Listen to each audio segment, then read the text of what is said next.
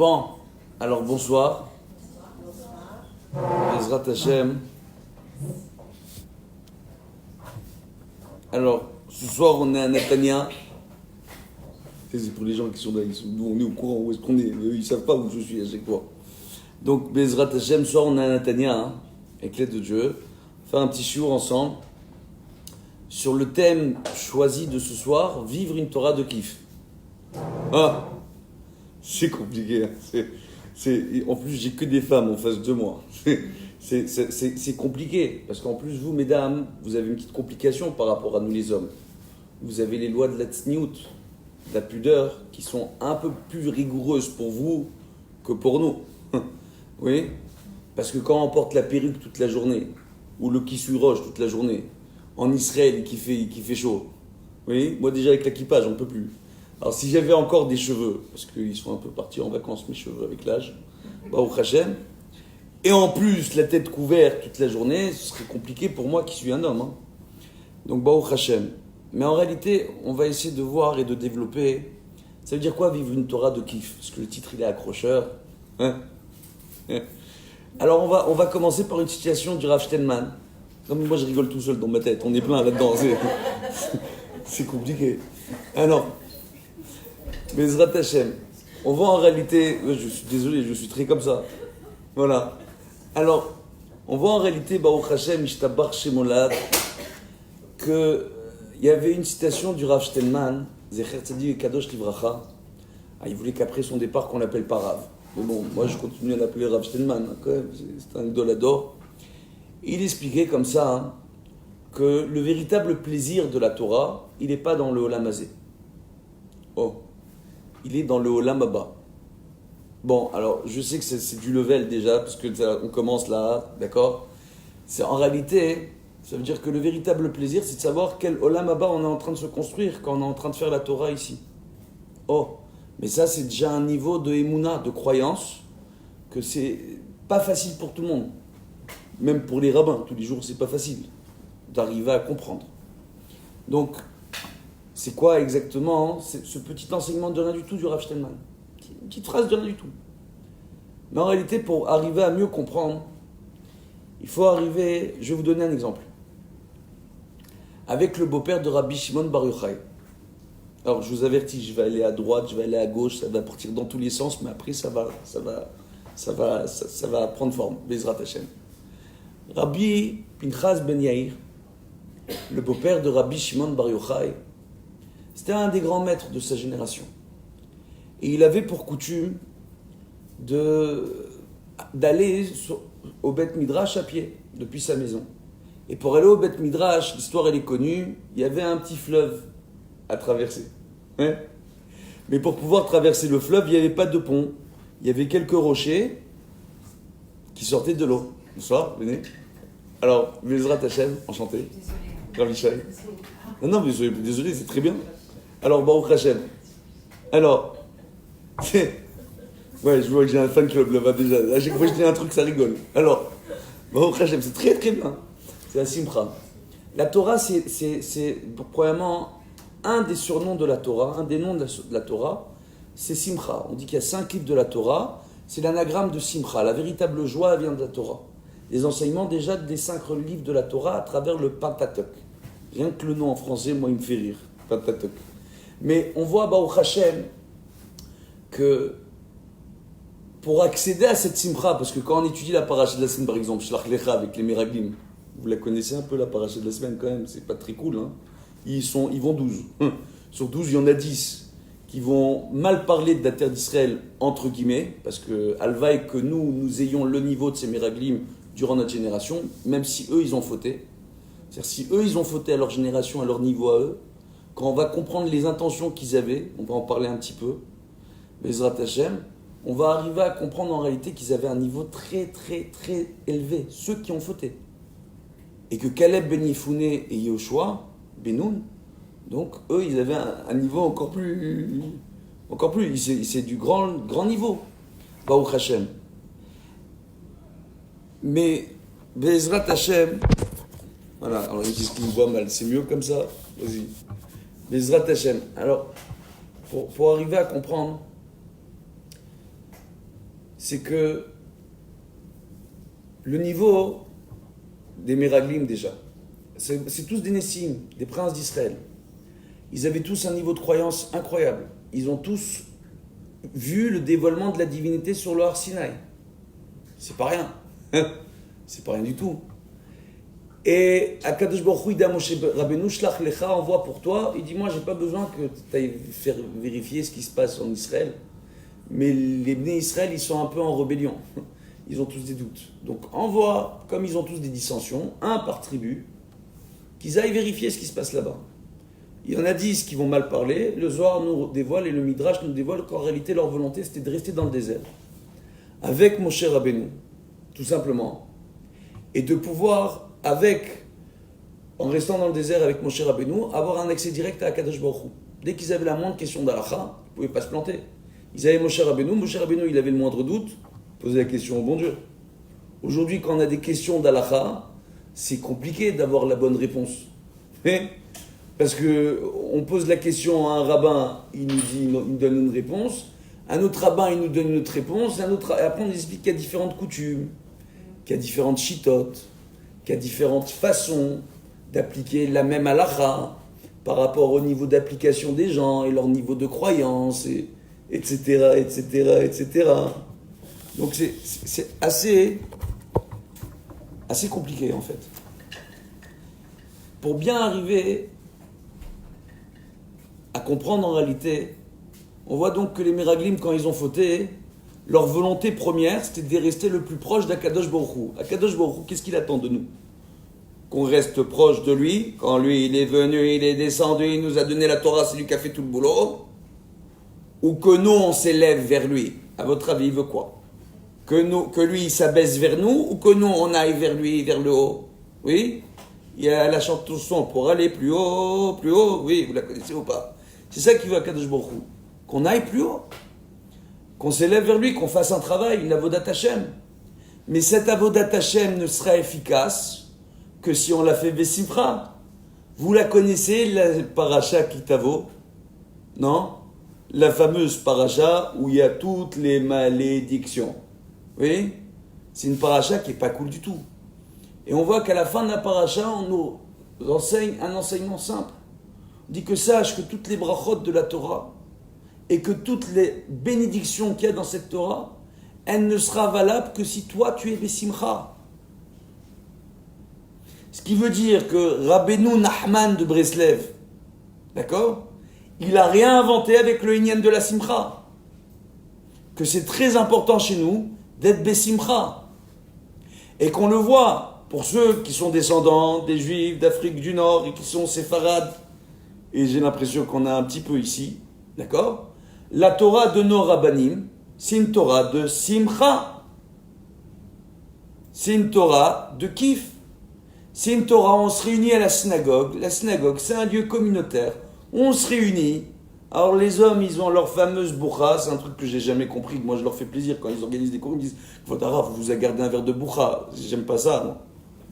Je comprends pas, moi. Déjà, j'aime pas l'alcool. C'est un gros problème. Mais en plus, la boucha, je suis tunisien, je l'ai dit sur Internet, ça se fait pas. D'accord? Et des fois, alors le kiff suprême, ils me mettent un peu de damrout dans la boucha.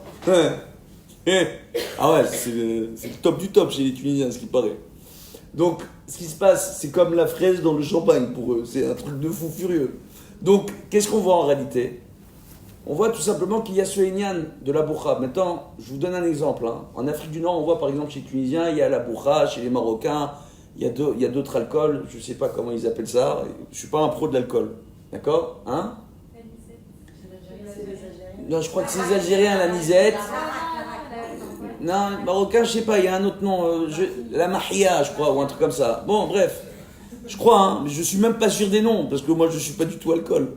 Alors, maintenant, ce qui se passe, tout simplement, ils ont tous des alcools blancs. Pourquoi il y avait ces alcools blancs à leur époque, là, ces alcools-là? Ils ne sont pas du vin.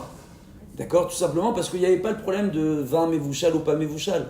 Que quand ils se retrouvaient à la synagogue et qu'ils faisaient kidouche, ils n'avaient pas le problème de dire à celui qui faisait pas Shabbat, ne touche pas le verre. Il y avait déjà cette inquiétude. Donc c'est pour ça qu'on retrouve chez tout le monde ce kidouche, ce fameux kidouche, sur la boucha ou sur la nisette ou sur la maria ou autre dans les synagogues. Pour enlever le problème du vin. et du jus de raisin, mévouchal, pas mévouchal, de faire honte à son prochain qui était moins pratiquant. Déjà. Pourquoi? Parce que c'est une Torah de kiff, où le Bet Knesset, c'est la maison du rassemblement. Kinous, rassembler les enfants. Bet Knesset, on vient se rassembler. Pas se diviser. Pas mon Rav il a dit, et ton Rav il a dit, et son Rav il a dit. Hein? Parce qu'à la fin, ça peut faire mal à la tête, autant de Rav. On peut être dans le chou, et le chou, des fois, c'est le chou Rav. Mais bon, c'est des jeux de mots. Bon, c'est des jeux de mots de vieux, en fait. Mais bon, alors, qu'est-ce qu'on voit en réalité? Où il est vieux le jeu de mots, comme vous mettez dans le sens que vous voulez.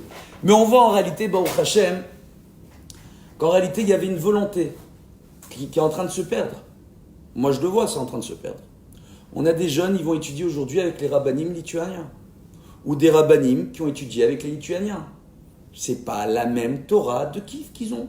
Je suis désolé de vous le dire, hein. D'accord? Avec tout le kavod, je vois qu'il y a beaucoup de léador derrière nous. Ils sont Ben Porat Yosef. Chacun, il apporte énormément. Il a apporté énormément au clan Israël. Mais la Torah qu'on a chez nous, en Afrique du Nord, les séfarades, elle est kiffante. Je vous dis la vérité. Parce que c'est une Torah qui veut rassembler. C'est une Torah où on accepte tout le monde.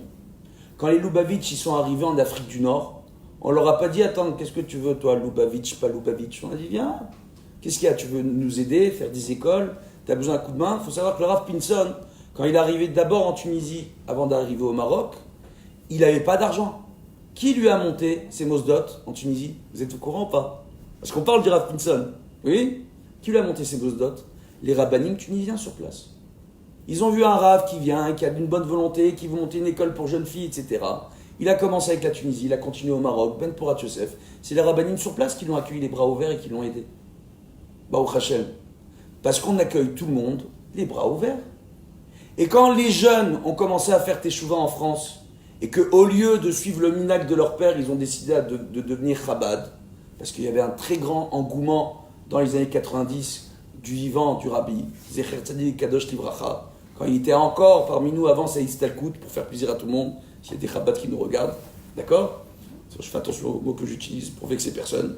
Donc on voit en réalité, Baruch Hashem, tout simplement, que cette volonté-là faisait, Baruch Hashem, qu'on rassemblait, on voulait unir, que chaque membre du clan Israël avait une richesse à apporter.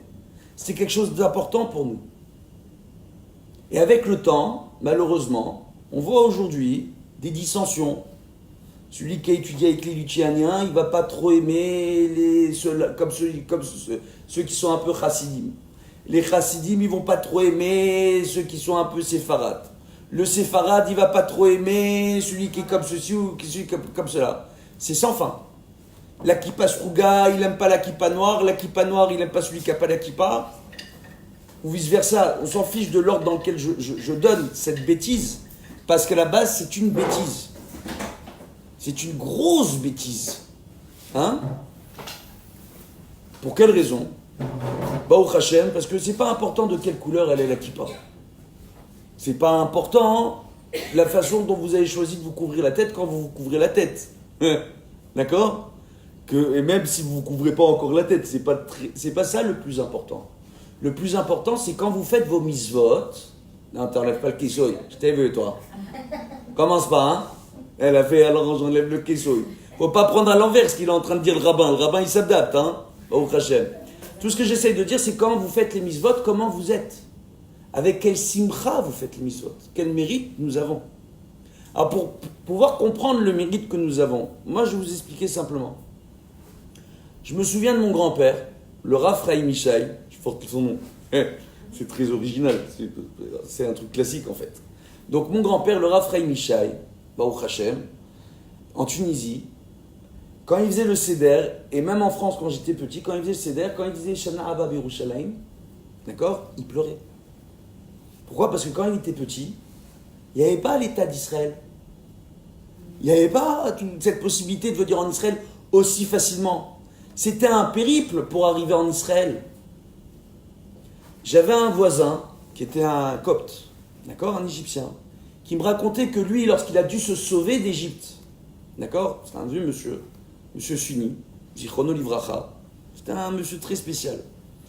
Et quand il s'est sauvé, et c'était à l'époque du début, il me disait, c'était dans les années 50, quand il se sauvait, lui, d'Égypte, parce que c'était un copte, et qu'à l'époque, les coptes, jusqu'à aujourd'hui, ils ont un peu souffert en Égypte, malheureusement.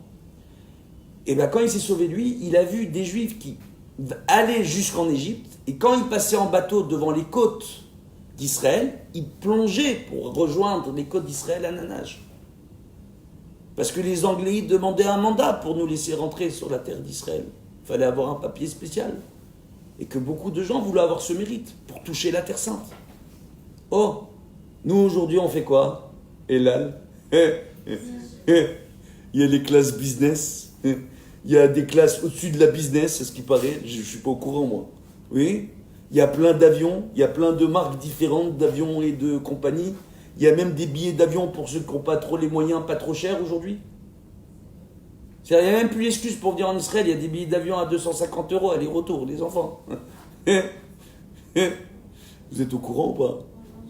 Bon, alors un jour, on va vous donner les adresses, madame. On vend aussi les billets d'avion. On fait agence de voyage aussi. Alors, ce que j'essaye de vous expliquer, Baruch Hashem, peut-être pas au mois d'août, hein, mais durant l'année, ouais. Ce que j'essaye de vous expliquer, Baruch Hashem, le mérite que nous avons, nous, pour pouvoir venir sur la Terre Sainte aujourd'hui aussi facilement, de vivre ici en Israël, de pouvoir étudier ici la Torah, de pouvoir envoyer nos enfants ici en Israël étudier la Torah,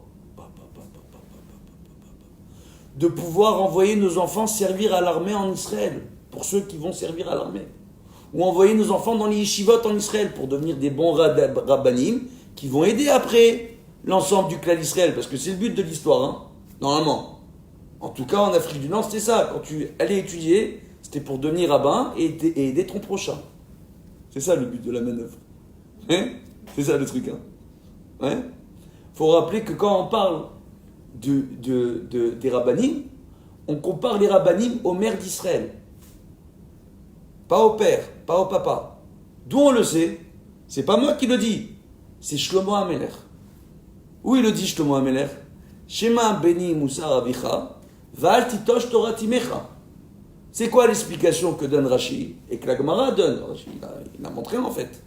Shema bedi busar avicha. Écoute mon fils, la morale de ton père, c'est la Torah de Dieu. Val titosh Torah timecha. Ne te détourne pas de la Torah de ta mère, qui sont les coutumes des rabbanim. Il dit, mais pourquoi les rabbins, tu les compares aux mamans? C'est une bonne chose ou pas? C'est peut-être pour ça que je mets une veste longue, moi, hein, c'est parce que c'est du côté maman.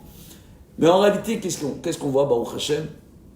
On voit en réalité qu'une mère, dans la majeure partie des foyers, elle s'inquiète beaucoup plus de sa progéniture et de ses enfants que le père, en général. Une femme, par nature, stresse plus pour ses enfants et pour son foyer que le père. Nous, les hommes, qu'est-ce qu'on est détendus. Moi, je le vois, hein, moi, je suis très détendu. D'ailleurs, pour tendre le linge, c'est pas moi, c'est ma femme, hein, parce qu'elle est tendue. Donc elle tend bien. Je sais, c'est des vieux jeux de mots.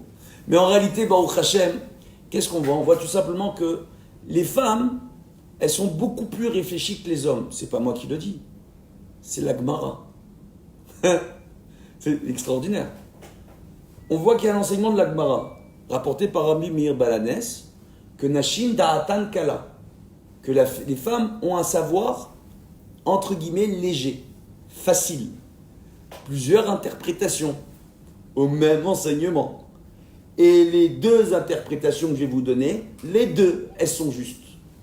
Que les femmes, elles sont, on va dire, Baruch Hashem, beaucoup plus émotives que les hommes.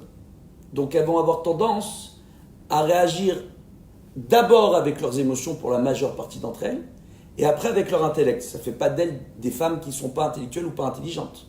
C'est-à-dire la part émotive chez la femme est très très importante. La majeure partie des hommes ne comprennent pas la part émotive des femmes. Quand une femme elle se sent pas bien, moi je m'occupe beaucoup de Shlom Bayit à Netanya, si vous n'êtes pas au courant. Je travaille avec le Beit Din de la ville. Quand les couples ils veulent divorcer, je suis rabbin chez Kili Dayanim, ils envoient les couples. Ben Porat Yosef. C'est beaucoup de couples chaque année qu'on m'envoie. Parce qu'il y en a plein qui ouvrent des dossiers au Beit Din. C'est devenu une usine. Baruch Hashem. Pourquoi je dis Baruch Hashem? Je vais vous expliquer pourquoi, parce que vous êtes choqués. Parce que par an, on m'envoie 2000 couples sur Natalia, le Beddin de la ville m'envoie 2000 couples par an qui veulent divorcer. Et sur 2000 couples par an, j'ai 1% de divorce. C'est pour ça que je dis Baruch Hashem. Je me comprends tout seul. Je suis dans ma tête. Donc je sais que quand je dis ces chiffres, il y a des rabbins qui entendent, se disent c'est pas vrai. Mais bon, le Rav Malka, directeur de tous les Batidines, il a vérifié et les chiffres sont vrais. C'est très très très très impressionnant. On n'arrive même pas à comprendre que je reçois entre 8 et 10 couples par jour, tous les jours. Alors, non, j'ai un tiroir spécial avec de la camole. D'accord. Parce que ça crie beaucoup des fois. Mais on arrive à faire le Shlom Bayit pour la majeure partie des couples. Ce que j'essaye de vous expliquer, tout simplement, c'est que dans la génération dans laquelle on est en train de vivre, quand une femme, elle parle de ses émotions à son mari, le mari entend des reproches. Vous avez remarqué ça, mesdames? Il a l'impression qu'on le remet lui en question. Et qu'est-ce qu'il fait, le mari? Non, il se braque, il s'énerve, il veut se justifier, il se sent en porte-à-faux, il fait des reproches, parce qu'il sent qu'on lui fait des reproches. Et la femme, elle se sent totalement incomprise, parce qu'elle, elle est en train de dire « Au secours, je me sens pas bien, aide-moi, il n'y a que toi qui peux m'aider. C'est toi la maca, mais c'est toi la troufa. C'est toi le coup, mais c'est toi le médicament. Tu es mon médicament. Oui? Il n'y a que toi qui peux me guérir de mes petites douleurs de cœur. » Le mari, il n'entend pas ça. Qu'est-ce qu'il entend? Il entend des reproches. Il réagit par quoi? De façon défensive. Quand j'explique ça au mari, et je leur dis, attention les enfants, moi ça m'a pris 20 ans de mariage pour le comprendre. Oui, je sais, je ne fais pas mon âge. D'accord? 20 ans de mariage pour comprendre un truc pareil. Baruch Hashem. Je leur ai dit, attention, je vais vous dire un truc, ça va vous faire gagner 20 ans de votre vie. 20 ans, les enfants. Vous écoutez, ils écoutent. Ceux qui écoutent, ils écoutent, leur vie, elle change. Parce qu'ils comprennent qu'ils doivent être à l'écoute des émotions de leur épouse. Et que d'un seul coup, quand la femme, elle fait un reproche, et j'explique une chose qui est très simple. Vous voulez avoir une Torah de kiff, une vraie Torah de kiff, il faut comprendre un klal qui est simple. Quand vous avez un problème avec quelqu'un d'autre, vous avez un problème avec quelqu'un d'autre, posez une question simple. Vous avez le contrôle de la situation? Dans la majeure partie des cas, non. Pourquoi? Parce que l'autre, je ne peux pas le contrôler. Qu'est-ce que je peux contrôler? Il y a une réponse? Moi-même. Donc, qu'est-ce que j'explique au mari? Quand la femme parle et nous parle de ses émotions, tu ne peux pas changer ta femme. Tu ne peux pas la changer. Mais toi, tu peux changer ton comportement qui va l'influencer pour changer elle. Et vous, c'est la même chose, mesdames, dans l'autre sens. Hein. C'est pas que les maris, c'est pas le cours où le rabbin il tape sur les maris et les femmes elles n'ont rien à faire à la maison. Ça marche dans les deux sens. Une véritable Torah de Kiv, c'est une Torah où on comprend qu'Akadosh Baruch Hu nous a donné une Torah avec des outils fantastiques, où il nous explique toutes les étapes de la vie. Alors ce qui est fantastique, c'est que moi, quand j'étais Barour, j'ai étudié des Gmarot et des Alachot, Baruch Hashem, dans ma Seret Kedushin, dans Baba Kama, Baba Metzia, et d'autres endroits où on ne parle pas forcément de l'homme et de la femme et du couple. Mais on voit qu'à travers certains enseignements, quand on les met en application dans le couple, Baruch Hashem, on a déjà la solution au problème. C'est pour ça que c'est bien d'épouser un mari qui a étudié beaucoup de Torah d'abord. C'est mieux. Parce qu'il est censé... Je vous explique. Nous, les hommes, on est des teubés. Vous savez, ça veut dire quoi, des teubés? Des vrais teubés. D'accord? Qu'est-ce qui nous rend intelligents? C'est l'étude de la Torah. L'étude de la Torah. D'ailleurs, pourquoi l'homme a l'obligation d'étudier et pas la femme? Non, mais c'est vrai en plus. On est teubés. Non, mais je rigole pas. Je rigole pas du tout. La Kabbalah nous enseigne que la femme, du fait qu'elle porte la vie en elle et qu'elle va enfanter, elle comprend de façon intrinsèque l'essentiel même de la vie. De façon instinctive. Que l'homme, pour arriver à comprendre, il a besoin d'étudier la Torah. C'est pas instinctif chez l'homme. Vous suivez le truc ou pas? Oui. C'est pour ça que l'instinct maternel, il est beaucoup plus fort que l'instinct paternel.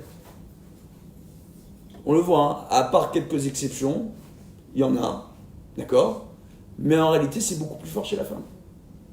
Pourquoi? Parce qu'elle arrive à comprendre certaines choses, une femme, que l'homme a du mal à comprendre. Pour arriver à comprendre ces choses-là, il a besoin d'étudier la Torah, de se mettre à niveau.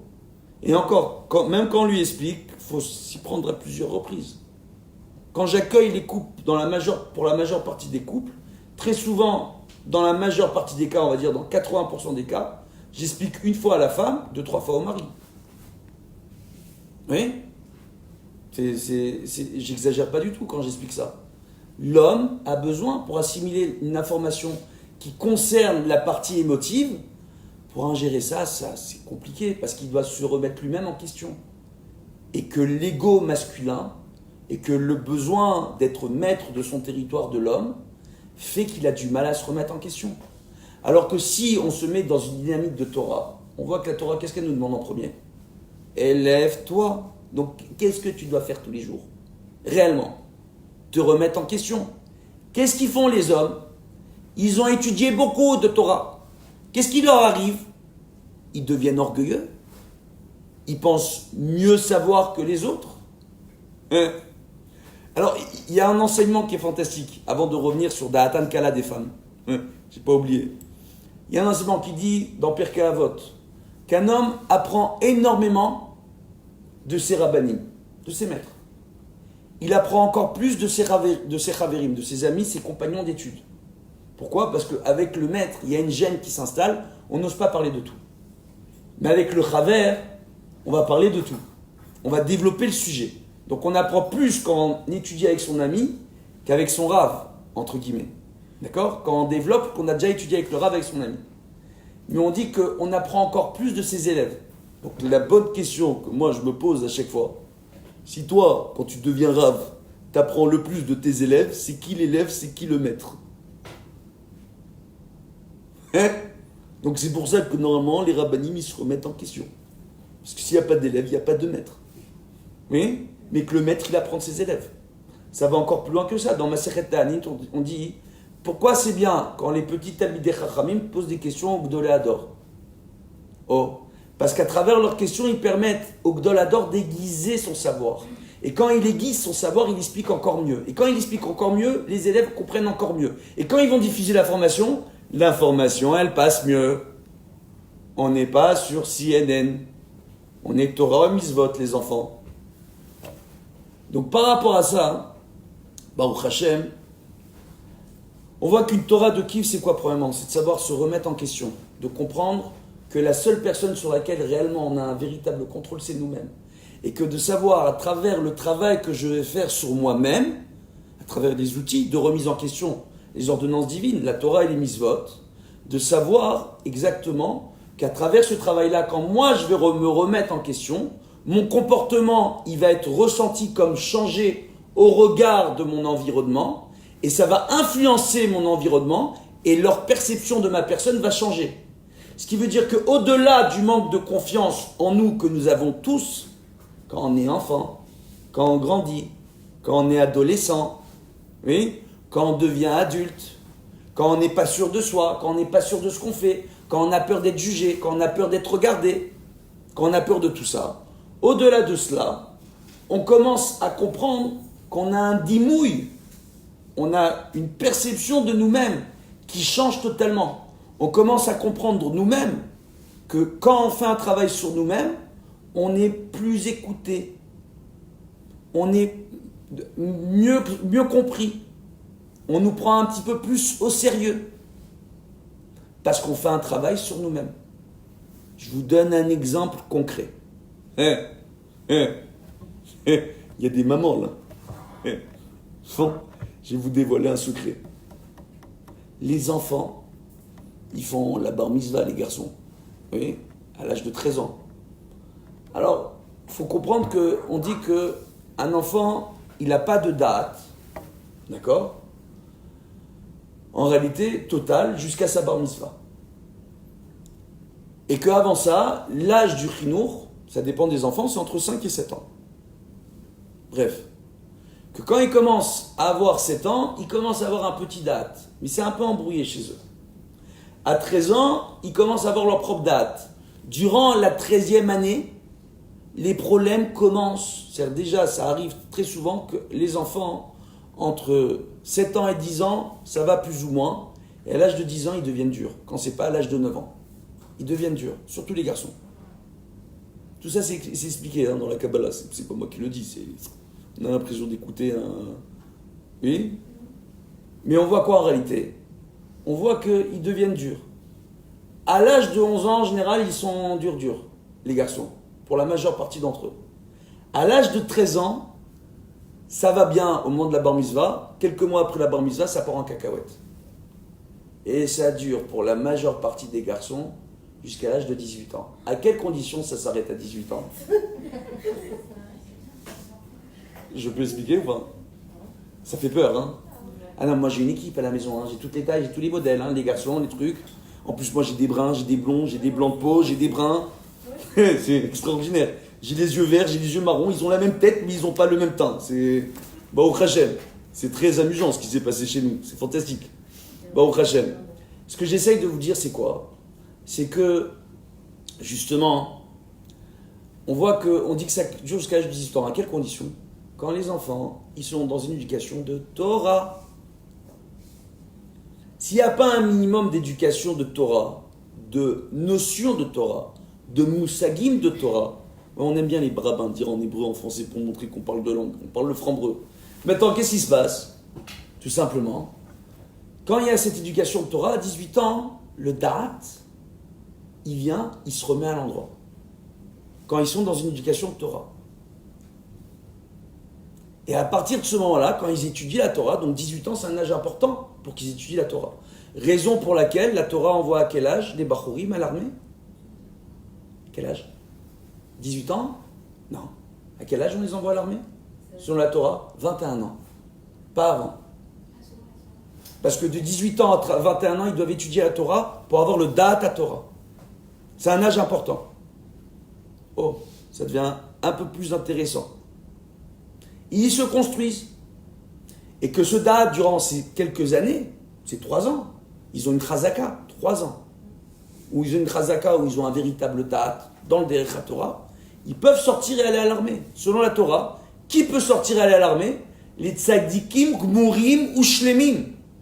Ceux qui arrivent jamais en retard à la tfila, ceux qui passent leur temps à étudier, qui n'ont jamais raté un Kriyat Shema à l'heure.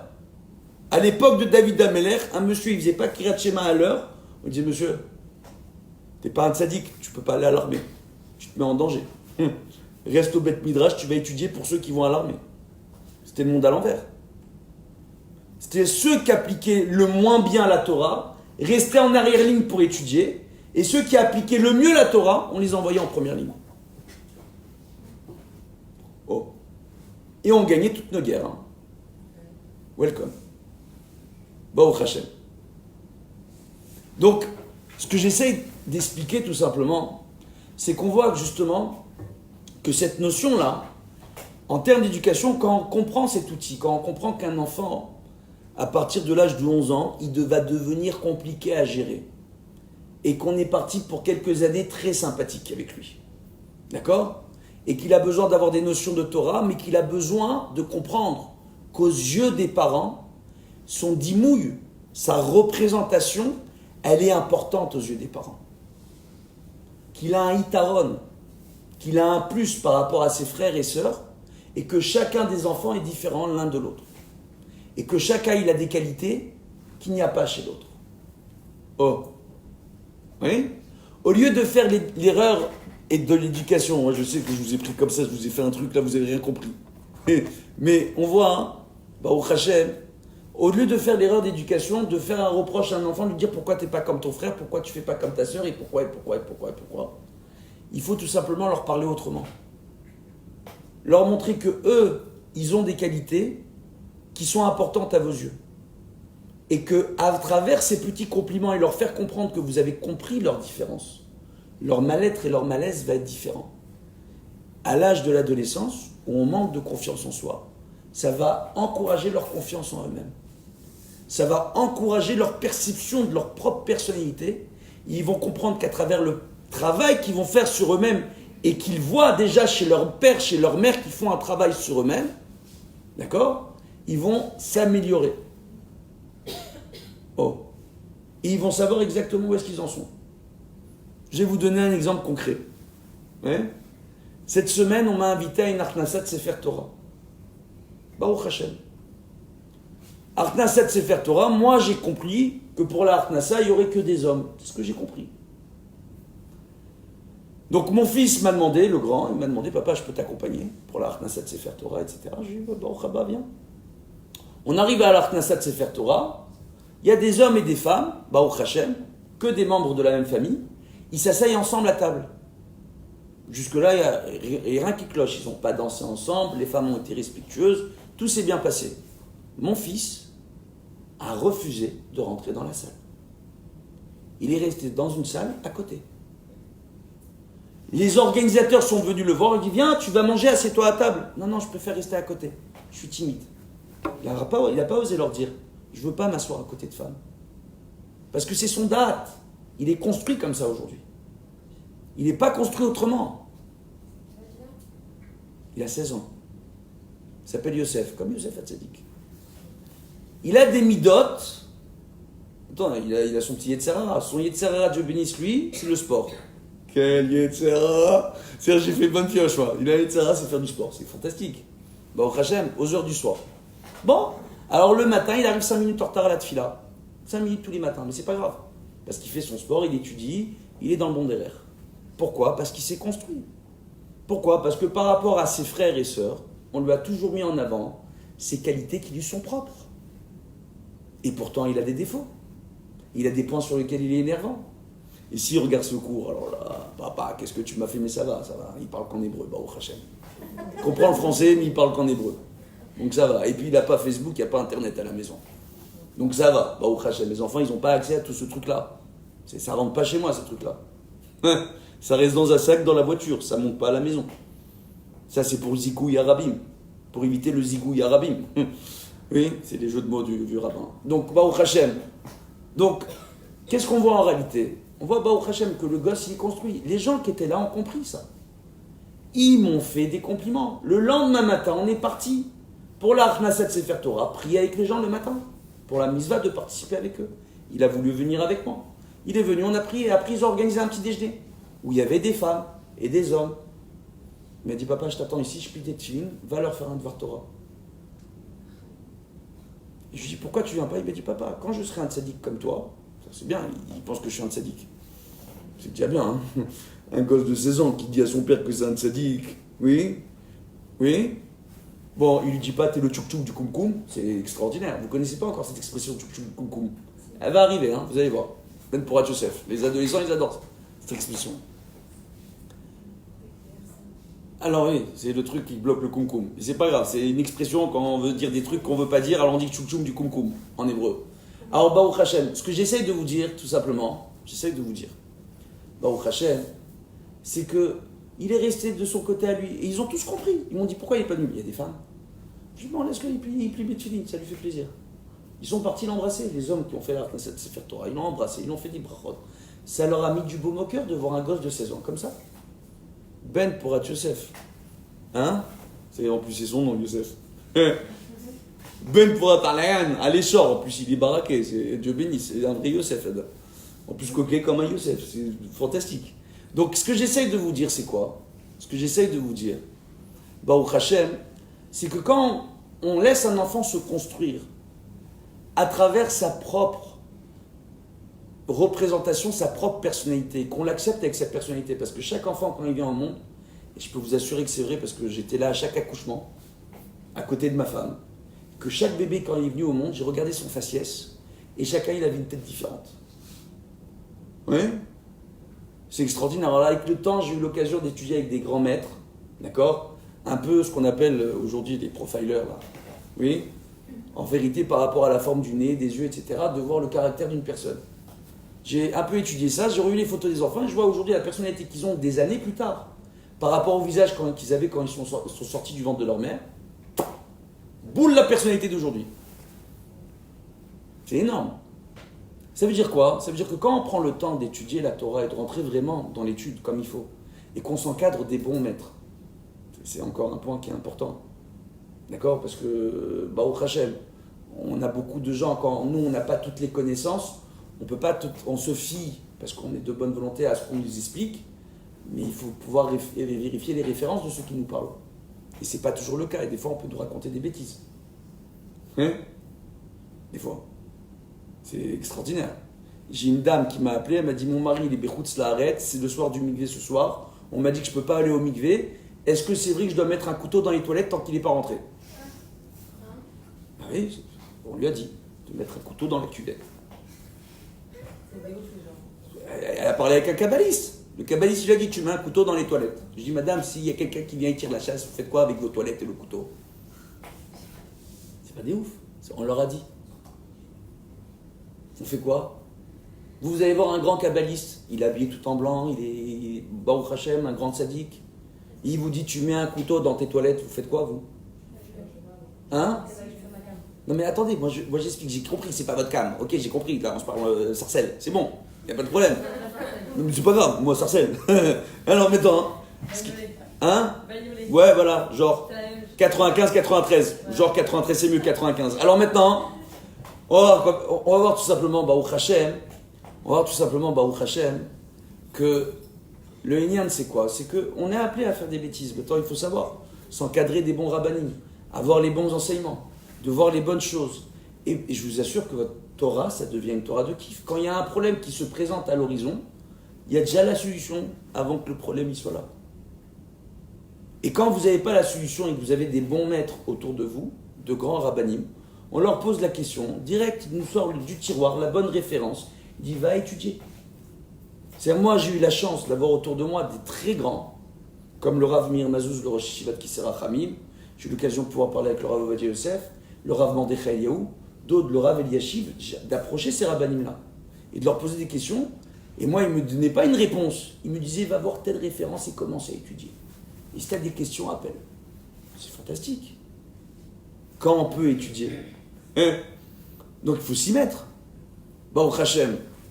Il faut encourager son mari à étudier. Aussi. Ce que j'essaie de dire, oui. Au détriment aussi de la vie de famille, entre guillemets. C'est-à-dire que si c'est des heures où c'est le rush à la maison, il y en a partout. Oula, je sens qu'il y a du dossier. Alors, C'est une question j'ai compris. pas forcément personnelle. Hein. J'ai compris. Ben oui. Le Rambam rapporte qu'il y a des heures où le mari doit être à la maison. Et qu'il vaut mieux que le mari soit à la maison et qu'il étudie la Torah, plutôt qu'il aille au Beth Midrash pour étudier la Torah. Il rapporte même que s'il étudie la Torah à la maison et que la femme, elle entend étudier la Torah avec les enfants, il va avoir une très grande influence sur la neshama de sa femme et de ses enfants. Le fait qu'il soit à la maison.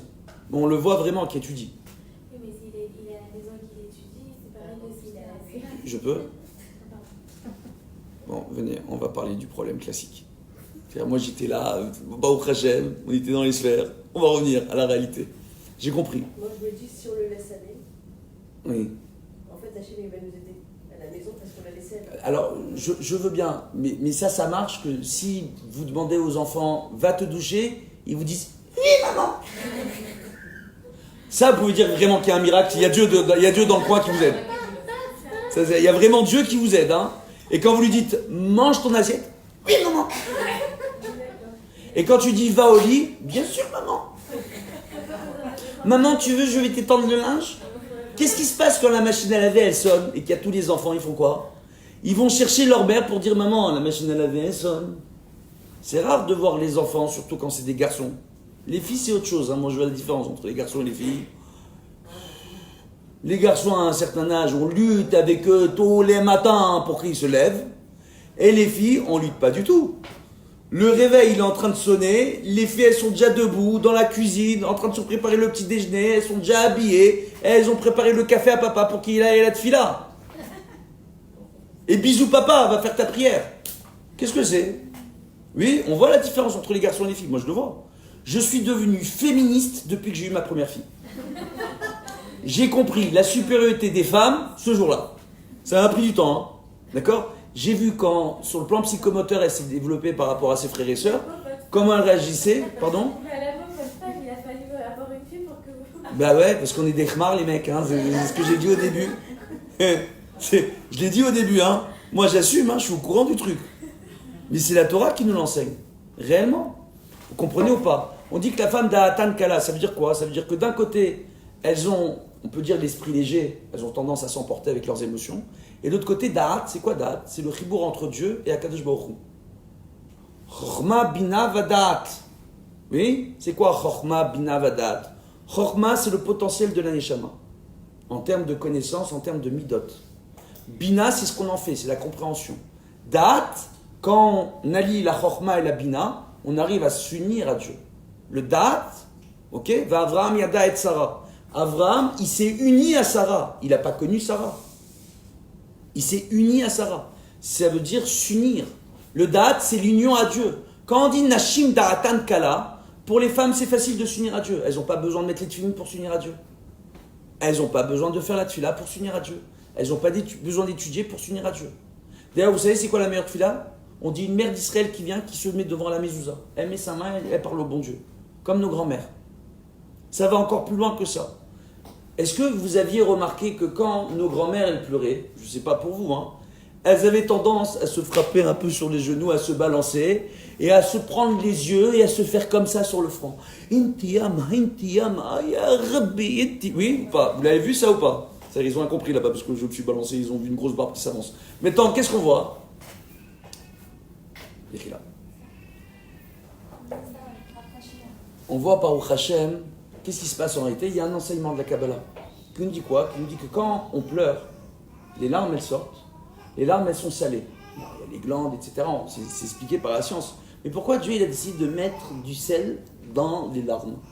S'il avait voulu le bon Dieu, il aurait pu les faire sucrer les larmes. Pourquoi salé? Hein? Non, ça va encore plus loin que ça. Écoutez bien. Quand je veux cachériser la viande, j'ai besoin de quoi? Du sel. Mon corps, il est fait en quoi? En viande. C'est de la viande. Oui? C'est horrible à dire. De la viande, madame, c'est de la viande. Là, quand vos larmes, elles sortent, ça sort par où? Par un bout de viande. Excusez-moi. Oui ou non? Oui? Baruch Hashem. Il y a des os, il y a des organes, il y a de l'eau, il y a tout ce que vous voulez. Mais il y a de la viande. Oui, mais non, j'ai compris, mais c'est vrai aussi. C'est vrai. Mais il y a beaucoup de viande dans cette histoire. Oui? Maintenant, qu'est-ce qui se passe tout simplement quand moi, je fais couler mes larmes? Je suis en train, quelque part, de me cachériser. Écoutez bien, c'est dur ce que je suis en train de vous dire. On rapporte à Rosh Hashanah et à Kippour que lorsqu'une personne est en train de pleurer durant sa prière, ça veut dire qu'elle est jugée dans le ciel. Oui? Et quand à Rosh Hashanah, c'est un jour de fête, on n'est pas censé pleurer. Si la personne sent qu'elle a des larmes, elle ne doit pas retenir ses larmes. D'accord? Si elle sent que c'est en train de lui monter, c'est qu'on est en train de la juger. À Kippour, Birlal, on ne retient pas les larmes. Kippour, c'est le jour où on doit vraiment se remettre vraiment en question. Mais pour quelle raison on ne retient pas ses larmes? C'est curieux, c'est un jour de fête. On ne doit pas prier justement et pousser les gens à pleurer le jour de Rosh Hashanah. Oui? Pourquoi, si on pleure, on ne s'arrête pas? Parce qu'il est rapporté tout simplement que les larmes, du fait qu'elles soient salées, c'est quoi en réalité? Il y a une étape qui fait que cette émotion qui est en train de sortir et cette douleur qui est en train de sortir va nous libérer. Vous savez que quand on est frustré et qu'on se met à pleurer, sur le coup, on n'est pas bien, mais une fois qu'on a tout sorti, on a évacué quelque chose. Ouais? Donc ce qui veut dire en réalité, et la Kabbalah nous dit que quand on prend nos larmes, et qu'on est en train de pleurer, on sent qu'on c'est des larmes de tristesse, quand on prend nos larmes, et qu'on prie Dieu, en se balançant et en mettant nos larmes sur notre front, toutes nos demandes, Dieu les exécute. Qu'est-ce qu'elles faisaient nos grands-mères? Elles faisaient ça. Parce qu'elles le savaient, elles connaissaient cet enseignement. Et si elles ne le connaissaient pas, c'était leur mère qui avait reçu cet enseignement de leur mère, de leur mère, de leur mère, et quelqu'un un jour qui avait, un rave qui a expliqué ça un jour. Et on l'avait. Mais pourquoi le front? Hein? Pourquoi le front? Oh. Parce que le Tselem Elohim, il est sur le front. Parce que l'image de Dieu, la Shrina, elle est sur le front. La Neshama, je ne sais pas si je devrais expliquer ce truc-là, mais c'est sympa. Venez, on va expliquer les tefilines. Truc de fou. Oui. Pourquoi c'est important de dire à vos maris de mettre les tefs? C'est comme ça que ça s'appelle aujourd'hui, les tefs. Et que les maris, beaucoup d'entre eux, mettent les tefs au bureau. Aussi. C'est bien, Baruch Hashem, c'est déjà bien qu'ils les mettent. Ou à la maison. Mais c'est mieux de les mettre à la synagogue avec Minyan. Pour quelle raison? Les tefilines, elles ont une particularité fantastique. On voit que les tefilines, on met du côté du cœur, sur le bras. Alors quand on est droitier, c'est sur le bras gauche. Quand on est gaucher, c'est sur le bras droit. La majeure partie d'entre nous, on est droitier, donc c'est sur le bras gauche, c'est mieux. Quand on est droitier, c'est sur le bras gauche. Mais le cœur, il est au milieu, il tend un peu vers la gauche. Il est penché vers la gauche. D'accord? Mais il est au milieu, le cœur, donc c'est pas de différence. Mais on met un sur le cœur et un sur la tête. Vous voyez? Pour influencer la chorma, la bina et à la fin le date. Vous voyez? Mais on voit quoi en réalité, Baruch Hashem? On voit tout simplement qu'on s'attache avec les tefilines. Et que dans les boîtiers de la tête, il y a 4 parachutes. Il y a 4 compartiments avec 4 parachutes. Et ce qui est intéressant, c'est qu'on nous rapporte que dans la Neshama, il y a différentes dimensions. Et les dimensions qui nous sont perceptibles, c'est les 5 premiers niveaux de la Neshama. Oui? Nefesh, Ruach, Neshama, Chaya et Chida. Oui? 5 dimensions. C'est pas parce que je suis en même temps, bon, 5 sur moi. Mais bon, alors, 5 dimensions. Mais qu'est-ce qu'on voit en réalité, Baruch Hashem? On voit que la première dimension, qui est le Nefesh, il est au niveau du corps. Et cette partie de l'âme, elle est accrochée au diaphragme. La Neshima, là où on respire, c'est aussi la Neshama qui est là-bas. La respiration et l'âme. Même principe, les enfants. Donc, qu'est-ce qu'on voit? C'est accroché ici au niveau du plexus. Ça remonte. Et il y a 4 niveaux supérieurs qui se raccrochent au Nefesh, d'accord? Et qui montent dans le ciel. Oui? Ces 4 niveaux-là, ils se suivent avec le 5e qui est raccroché au corps. Oui? Comment on fait maintenant? On dit que chaque niveau de la Neshama doit aller dans une dimension différente dans le ciel pour se ressourcer. Et que celui qui ressource la Neshama de la maison, c'est le mari. C'est lui qui a les mochines de la maison. Les mochines de la femme, entre guillemets, vos midot, vos cerveaux, votre aptitude à comprendre, à vous développer dans ce monde, dépend du cerveau de votre mari. On est mal barré. Hein. Ça dépend du mari qu'on a. D'accord? Ça veut dire quoi en réalité? Ça veut dire que comment le mari il peut arriver à faire en sorte que les neshamot de sa femme et de ses enfants, pour les garçons, ceux qui ne sont pas encore bar mitzvah, et pour ses enfants, pour sa femme et ses filles, comment il peut faire en sorte que toute la neshamot aille, chaque partie, dans la dimension qu'elle doit aller? On a une prise avec 5 trous. Oui? Maintenant, la neshama, c'est qu'un seul long fil, entre guillemets, qu'un seul poteau qui monte jusqu'au ciel, jusqu'au Kavod. Comment je divise? Je mets les tefilines de la tête et les tefilines du bras. Ça crée que le nefesh BMI, qui est au niveau du diaphragme face au cœur, il se rattache aux tefilines et il monte dans sa dimension. Et les 4 niveaux supérieurs par rapport aux 4 parachutes qu'il y a sur la tête vont rentrer chacune dans la dimension qu'il faut. Donc c'est quoi les tefilines? C'est le chargeur du téléphone. Oui? C'est le chargeur de la neshama. C'est comme ça qu'on recharge la neshama. C'est très important de mettre les tefilines. Très très important, c'est pas un truc à prendre à la... Et comment on recharge exactement? En faisant toute cette fila, avec tous les kaddish. Et pour ça, il faut minyan. Et quand on ne le fait pas comme il faut, on renonce à tout ça. Et après, on a du mal à réfléchir. Et quand on le fait comme il faut, on voit les choses avec plus de clarté. Donc même en plein rush, ils doivent aller à la Sina. Pardon? Même en plein rush, ils doivent aller à la Sina. C'est quoi le rush? C'est le rush des femmes, avec les enfants. Non, j'ai pas dit ça, madame. On parle des tefilines le matin. Oui, mais alors c'est le... Ah ben, soit il prie après, plus tard, soit il prie avant. Il y a le net. Ouais. Moi, quand ils étaient petits, mes enfants, il y avait le net. Maintenant qu'ils sont un peu plus grands, je prie normalement, au crachet. Pas forcément au net tous les matins, c'est compliqué le net tous les matins. Je m'excuse de revenir sur ma question, mais Oui. du coup, ce que je vous posais tout à l'heure, c'est que quand c'est la course à la maison, est-ce qu'il vaut mieux que nos maris restent avec nous ou plutôt les inciter à aller à la semaine? Tout dépend de la capacité de la femme. Il faut savoir que, je vais vous expliquer, je vais vous parler très franchement. Toutes ces lois-là, ça rentre dans Dîner Ishut. Les lois entre le mari et la femme. Il n'y a pas de loi précise où on dit la halakha elle est comme ça et pas autrement. Ça dépend du couple. On a des femmes, si elles n'ont pas leur mari le matin pour les aider avec les enfants, d'accord, elles ne vont pas être bien. Elles vont avoir tendance à déprimer, voire à rentrer en dépression, à ne plus arriver à apprécier leur vie, leur existence. Elles ont l'impression d'être esclaves de leur foyer, de leurs enfants, de leur maison. La maison, ça devient une prison. Il y a beaucoup de femmes qui ressentent ça à un moment donné de leur vie ou à un autre. Dans tous les couples, ça arrive. Oui? Maintenant, quand la femme elle est dans une période où elle se sent comme ça, le mari doit être là le matin pour aider sa femme. Vous comprenez ce que je suis en train de vous dire? D'accord? Donc s'il veut prier le matin, soit il va prier plus tôt, soit il va prier plus tard. Vous comprenez? Oui, donc tout dépend de l'état d'esprit de la femme. Aux heures du soir, ça dépend si le mari il a besoin de travailler pour la parnasse de la maison et qui ramène la parnasse à la maison. Comprenez ou pas? On fait quoi? Comprenez? Ce qui veut dire que le mari doit choisir ses heures d'études durant un zman qu'il ne va pas entraver sur le temps de qualité qu'il doit donner à sa femme et à ses enfants chaque jour. Chaque jour, il est important, le père comme la mère, qu'on ait un instant de qualité avec chacun des enfants. Alors ça peut être compliqué, mais un temps de qualité, ça ne veut pas dire s'asseoir des heures avec un enfant. Ça veut dire chaque enfant par rapport à son âge, il a plus ou moins besoin d'une certaine tranche horaire avec ses parents. Et vous savez ce qui est curieux?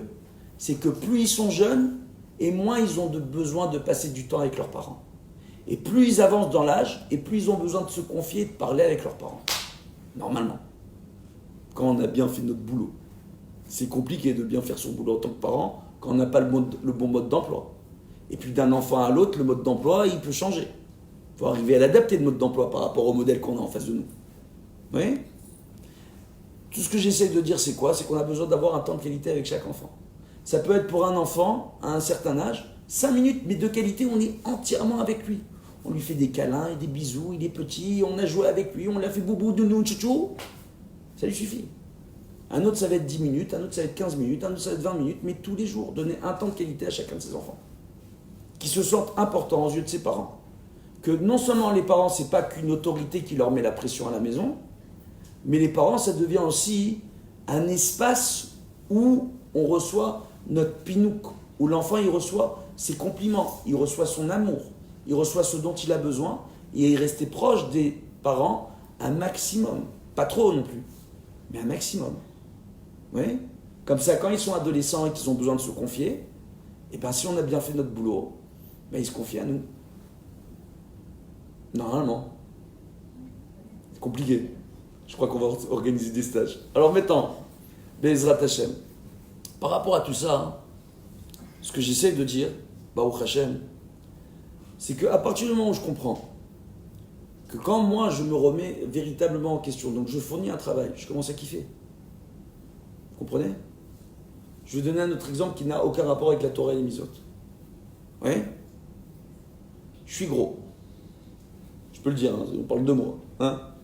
Je suis gros. Non, je sais, aujourd'hui je suis plus gros. Baruch Hashem. On peut dire je suis un gros. Une personne qui a des problèmes de poids. Elle décide d'aller courir au parc. Oui? Quand il va courir au parc, la personne va courir au parc, elle en voit d'autres. Ils sont déjà en tenue, oui? Il y a des muscles partout, oui? Et ça court super facilement. Et nous, on court, au bout de 5 minutes, on est fatigué, essoufflé, on dit attends, j'ai couru 5 minutes. On se sent bien, on se sent pas bien. On se sent pas bien. Maintenant, si tous les jours je prends sur moi, ou tous les 2 jours, d'aller courir, d'aller marcher, va arriver à un moment donné, au bout de 6 mois, au bout d'1 an, où je vais arriver à courir comme les autres. Je vais kiffer quand je vais arriver à courir comme les autres. Quand ça va être facile pour moi de me lever le matin. Quand je vais me ressentir, oui, bien, dans ma peau, etc. Oui, il faut fournir un travail. Ce qui veut dire qu'il y a 2 points qui sont importants, la Hatmada et la Shakdanut. Le fait d'être quotidien dans ce qu'on fait, chaque jour fournir un effort, propre au jour, d'accord? Et de s'accrocher aux efforts qu'on doit faire chaque jour. C'est-à-dire, si je ne vais pas prendre une période où je vais faire plein d'efforts, et puis après, c'est trop dur pour moi, et j'arrête. Pourquoi? Parce que j'ai voulu faire trop d'efforts d'un seul coup. Tout simplement. J'ai voulu aller trop vite, trop haut, trop loin d'un seul coup. On rapporte, Baruch Hashem, que la Torah, elle est comparée au Sulam Yaakov, l'échelle de Jacob. Vous connaissez le rêve avec les Malachim?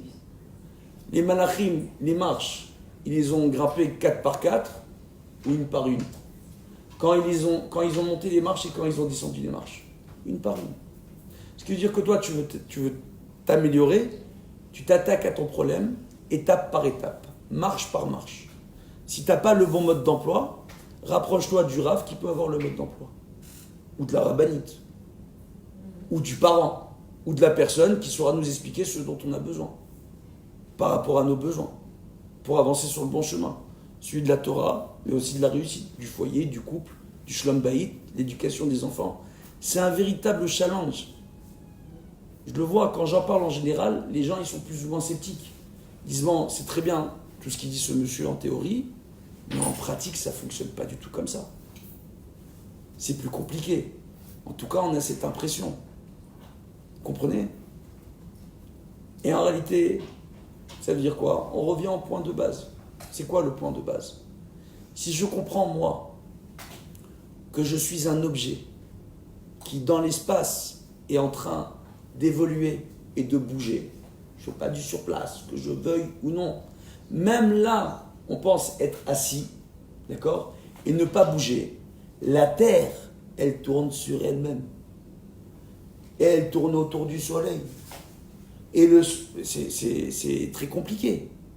La galaxie, elle bouge en permanence. Nous, on pense qu'on est statique et on est en mouvement. Même sur le plan physique. On est en permanence en mouvement. Si je comprends que je suis en mouvement et qu'en mon mouvement, je dois le contrôler pour éviter des obstacles, ça va m'éviter de me cracher. Maintenant, si je ne comprends pas que je suis en mouvement et que je dois faire des efforts pour éviter des obstacles, qu'est-ce qui va se passer à un moment donné? Ça va exploser à la figure. Les problèmes de couple, les problèmes d'éducation, les problèmes au boulot, les problèmes de parnassa, énormément de problèmes. Si j'arrive à comprendre que quand j'ai un problème, je dois trouver des solutions au problème, au Hachem, que la tzedaka, ça sert à quoi? C'est le tzedek, c'est de faire ce qui est juste. Elle sert à quoi la tzedaka? À prendre le pauvre et à le réinsérer dans la société, pas le laisser pauvre. Pas faire de lui un éternel dépendant de la tzedaka.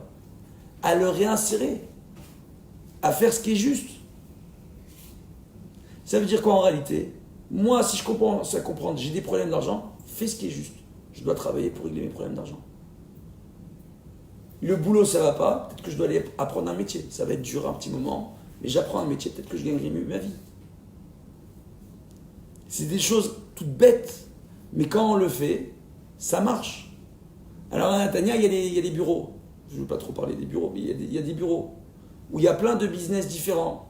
Des biens, des pas biens, il y a des nouveaux termes pour les boulots, quand on voit les petites annonces pour les boulots.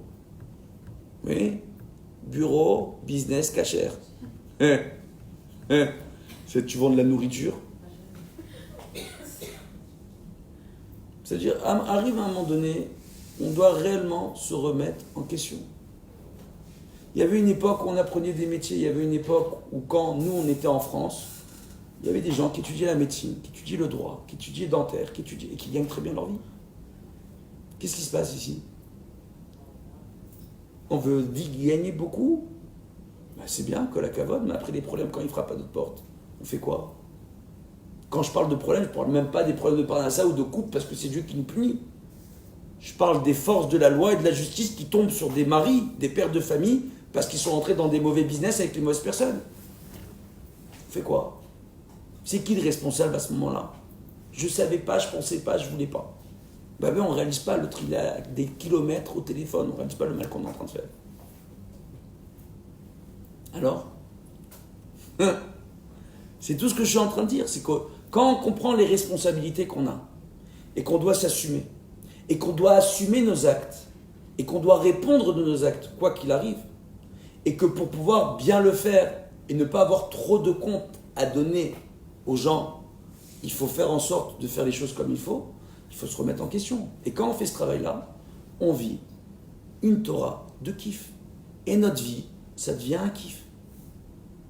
Parce que je vais vous expliquer, si on n'a pas la douleur, si on n'a pas l'adversité, s'il n'y avait pas dans ce monde la maladie et les épreuves, on n'apprécierait pas nos petits moments de bonheur. Parce qu'on est des internels insatisfaits. Aïn Adam enam esapeket. L'œil de l'être humain n'est jamais rassasié. On en veut toujours plus. Il n'y en a jamais assez. Jamais assez. Oui. Il faut faire attention à ça. Et ça, c'est une forme de ta'ava, de gourmandise. Alors quand on a la gourmandise, Baruch Hashem, de réussir sa vie, de gagner de l'argent pour s'occuper bien de sa femme et de ses enfants, mais de les éduquer sur un bon chemin avec une bonne moralité, Inematov Menaim, c'est extraordinaire. D'ailleurs, c'est pour ça que les chassidim, ils nous disent c'est une misva d'être riche. Quand Imyesh Kemach, Yesh Torah, tu as de l'argent. C'est plus facile pour toi de t'asseoir, d'étudier, de t'occuper de ta femme et de tes enfants. Et puis le matin, il n'y a même plus le problème de s'occuper des enfants. On peut payer des gens pour nous aider. Mais c'est pas la même. Parce que les maisons, moi j'ai connu des familles dans le 16e, dans le 7e, à New York, Manhattan, Los Angeles, les super quartiers, Herzliya Putoir, les super baraques, avec les servantes et les femmes de ménage et tout ça, etc. Les enfants, ils grandissent pas pareil que quand c'est papa et maman qui s'occupent de réellement. Et c'est pas le même rapport. Je vous le dis d'expérience.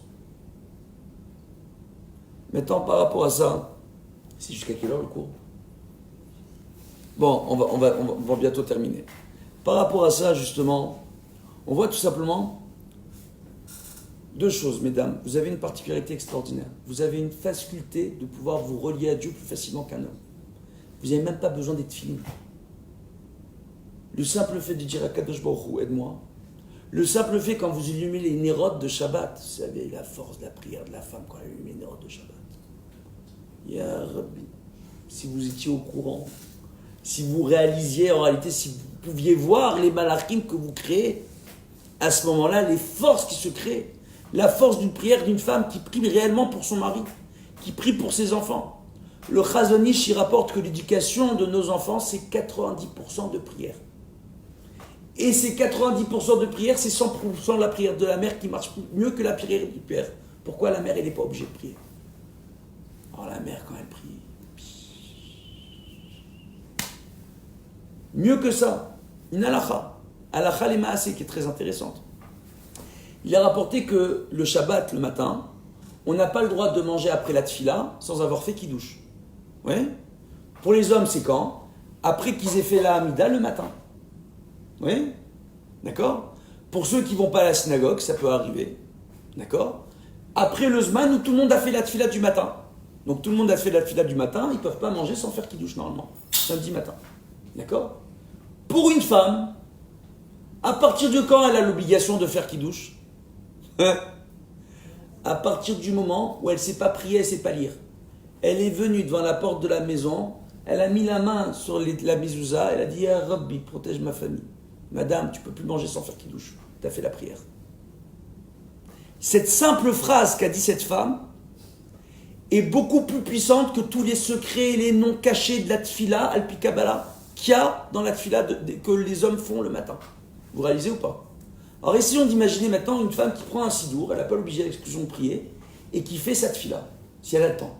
Ou qui fait une amida par jour, si elle a le temps. Avec tous les secrets qu'il y a dans la amida. Et si vous saviez le nombre de secrets. Si vous saviez pourquoi des fois le nom de Yudke, Vavke, on lui met le chourouk, les 3 points en dessous, et des fois on le pointille autrement. Faites attention de vos sidourim. Les mêmes lettres, elles ne sont pas pointillées pareil. Pourquoi? Qu'est-ce qui se passe? Vous comprenez ou pas ce que je suis en train de vous dire? C'est extraordinaire. Il y a des grands secrets. Si une fois la femme, même si elle ne comprend pas, elle fait cette fille-là. Il se passe quoi? Quand elle n'a pas l'obligation, que déjà rien que la phrase qu'elle a dit, bon Dieu, protège mon mari, mes enfants, pour elle c'est considéré comme une fila, elle doit faire le kiddush le samedi matin. Qu'est-ce qui se passe? Qu'est-ce qui se passe quand les enfants ils voient leur mère faire une fila une fois par jour? Elle n'a pas l'obligation, maman, pourquoi elle prie? Parce que c'est un kiff la prière. Quand tu pries, tu te relis à Dieu. Quand on se relie à Dieu, ça peut paraître fou, parce que Dieu, il n'est pas perceptible, il est, oui, on ne le voit pas. Soit on arrive à le ressentir à un moment donné, soit alors on a peur que quand on le ressent, on devient un peu schizophrène peut-être. Ouais, on aime bien dire que les religieux, ils sont un peu fous. Mais en réalité, je vous assure que c'est vrai. Arrive un moment donné, on arrive à ressentir les choses et à se rattacher à Dieu à travers la tfila, à travers les brachot. Quand on a la kavana et quand on a la simcha. Réellement. Et même dans l'adversité, et même quand ça ne va pas.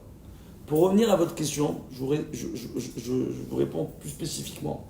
Les maris doivent faire en sorte que leur prière et leur moment d'étude ne viennent pas sur le temps qu'ils doivent passer avec leurs femmes et leurs enfants, ou le temps où la femme a besoin de son mari pour l'aider avec les enfants. Et tout dépend du couple et tout dépend des femmes. Si un mari voit que sa femme se sent mal et qu'elle n'est pas capable aux heures du soir de s'occuper des enfants, sans avoir une crise de nerfs, sans s'énerver avec les enfants, sans être effondré en larmes, le mari doit se libérer plutôt de son travail pour rentrer, pour aider sa femme. Pas payer une femme de ménage, être là. La présence du mari, ça ne pourra jamais remplacer 10 femmes de ménage. La présence du père qui douche ses enfants quand ils sont petits, ça ne pourra jamais remplacer une femme de ménage. Mes meilleurs souvenirs dans ma jeunesse, c'est mon père, quand il venait, il jouait avec moi dans la douche, il me faisait le bain, j'avais 2-3 ans. Je m'en souviens jusqu'à aujourd'hui. Vous comprenez ce que j'essaie de vous dire? Oui? C'est des points qui sont importants et c'est des étapes, c'est dommage de les rater. Et les hommes, ils doivent comprendre qu'ils ont cette obligation, les femmes aussi. Que quand vous prenez le temps de doucher vos enfants et qu'ils sont fatigués ou qu'ils ont du mal à écouter ou qu'il y en a toujours un ou une qui est un peu rêveur. Vous le connaissez celui-là? Il est extraordinaire. Il a 10 ans. On lui dit va te doucher. Normalement un enfant à 12 ans il se déshabille tout seul, il se douche. Mais ce jour-là, il a joué à l'école avec les copains. Et le jeu il était super. Et il se souvient de la partie. Quand il a joué au billes, il a gagné, il a perdu, etc. Il se remémore sa partie dans la salle de bain, il a oublié de se déshabiller. Il est là dans la salle de bain, il ne s'est pas déshabillé. Et nous, on pense qu'il est en train de se doucher parce que l'eau, elle est en train de couler depuis une demi-heure. Et on se rend compte qu'il a terminé l'eau chaude de tout le monde. Oui. Qu'il faut rallumer le doute, même en plein été. Et qu'il ne s'est même pas déshabillé. Jour après jour, elle est comment la femme? À un moment donné, elle lui dit quoi à cet enfant? Qu'est-ce que tu es rêveur, il y en a marre de toi. Et les frères et sœurs, il y en a marre de lui, ou il y en a marre d'elle, etc., etc. Quand on laisse une chose pareille s'installer dans la maison, on va avoir affaire à un enfant stressé, un enfant qui va se ronger les ongles, un enfant qui va se renfermer, un enfant qui ne va pas vouloir se livrer à nous, un enfant qui va se mettre de côté, et quand cet enfant-là va se marier, avec son conjoint, si c'est une fille, ou sa conjointe, si c'est un garçon, je tiens à le préciser parce qu'avec la semaine du Gay Pride à Tel Aviv, il faut préciser leur truc maintenant. Il y a un rugby. Hein? Qu'est-ce qu'on voit tout simplement? Non mais il faut préciser, Attendez. Ouais, bah, c'est une petite pointe pour le Facebook au bobo. Voilà, alors maintenant qu'est-ce qu'on voit? Qu'est-ce qu'on voit tout simplement? On voit tout simplement que quand cet enfant-là, il va se renfermer, quand il va se marier, il va être renfermé. Et ça a commencé de là. Parce que quand il était petit, on n'a pas su l'encourager. On n'a pas su lui dire « Regarde, quelle imagination tu as. Mais prends une feuille, un dessin, dessine-moi tes billets, ta partie. » Oui ou non? De rentrer dans son délire. Mais raconte-moi qu'est-ce qui s'est passé. Viens, déshabille-toi, explique-moi pendant que tu te déshabilles. Et on le laisse se déshabiller tout seul. Rentre dans la douche, explique-moi. Et on passe du temps avec cet enfant, et on lui explique, on lui dit « Regarde, tu t'es déshabillé tout seul, tu t'es douché tout seul. » Et de rendre cet instant-là un instant où on partage avec l'enfant. Au lieu de le laisser se doucher seul, on rentre avec lui, on discute avec lui. Vous savez quel moment magique c'est pour l'enfant de pouvoir se livrer, se confier et s'occuper de lui-même en même temps. Mais d'avoir quelqu'un qui vient et qui l'écoute à ce moment-là. Ces 10 minutes de galère, ou cette demi-heure, ou 7 heures de galère avec ce gosse, ça peut se transformer en 5-8 minutes de bonheur pour le gosse. Il devient souriant, et on va lui dire brosse-toi les dents. Après il va dire je peux boire un verre d'eau après je vais au lit. Oui, t'as fait pipi. Oui. Bisous papa, bisous maman, il va au lit. Vous savez dans combien de foyers j'ai eu des enfants avec ce profil-là? À combien de familles j'ai expliqué? Ils ont tous vu le même résultat. Gratuit pour vous ce soir. Essayez. C'est un vieux papa qui vous dit ça. Mais quoi, on leur dit oui à tout ce qu'ils veulent faire parce que sinon on en a. Pourquoi oui? Qui a dit oui? C'est pas ce que j'ai dit. Viens, refais-le-me-le. Vous parlez la langue de feu? On parlait beaucoup la langue de feu à Sarcelles. Refais-le-me-le, madame. Viens, refais-le-me-le. Attends. En plus, je suis vraiment sarcelle. Oui, je sais. Viens, madame. Viens, je te parle, je t'explique. On reprend. Bezrat Hashem. Écoutez bien. D'accord? Ce qu'on a expliqué, c'est que l'enfant, on le laisse s'occuper de lui-même. Mais on est avec lui, on l'accompagne, on lui parle. On veut faire en sorte que, au lieu de le laisser dans sa tête être lent et rêveur qui sortent de son imaginaire pour nous faire partager son expérience, sa vie. On le ramène à la réalité. Il s'occupe de lui-même. Mais sur le moment même, on ne peut pas toujours penser à ça. Mais sur le moment même, c'est compliqué de passer 10 minutes avec un enfant dans la salle de bain quand il y en a d'autres à gérer. On vient de manger ce qu'on veut. Et ouais. Et quand on fait tout en même temps, c'est un problème. Et mesdames, quand vous lancez tout en même temps, du céder. Du céder. Je vous invite toutes à venir à la maison, passer une journée avec ma femme. Ma femme, elle bosse, Ben Porat Yosef, avec moi. On a un cabinet de médiation et d'avocats. Elle est avocate, on bosse ensemble, on habite à Bnei Brak. Elle vient à Natania, Baruch Hashem, comprenez ou pas? Elle s'occupe de la maison, mais elle a des heures où elle prépare déjà le repas du midi de lendemain et le repas du soir. Quand elle part de Natania, il est 3 heures, elle prend le bus pour arriver à Bnei Brak, le dîner il est déjà prêt à la maison. On s'organise. Pas je lance le dîner et les gosses en même temps. Il y a des fortes chances pour que ça brûle tout le truc et ça m'enseigne encore plus. Et quand ça brûle, ça devient la faute des gosses parce qu'ils nous ont détourné de la casserole. C'est pas de ta faute à toi que t'as tout fait en même temps. C'est toujours la faute des autres. Ça a toujours été comme ça, des qualités genre innées. Qui? Ah non, pas du tout. Hein. On était deux. On n'était pas partis pour être comme ça. On a fait un vrai travail sur nous. Hein. Un vrai travail sur nous. Baruch Hashem. Mais quand on fait ce travail, et Baruch Hashem, on a été guidé par de bons maîtres. On nous a expliqué les choses comme il faut. D'accord? En plus de Bini, c'est à Bnei Brak, c'est des commandos mamans. Hein. C'est pas des mamans normales. Hein. Elles ont 10, 15 gosses. Ben Porat Yosef. Moi, j'ai fréquenté un rab, le fils du Rav Chaim Kanievski. Il a vécu dans un 4 pièces avec, il a eu 21 gosses. Le jour où il a voulu acheter un appartement à un de ses gosses, il nous a ramené la Théouda de Zéhout. On a vu 21 noms sur le Séphar.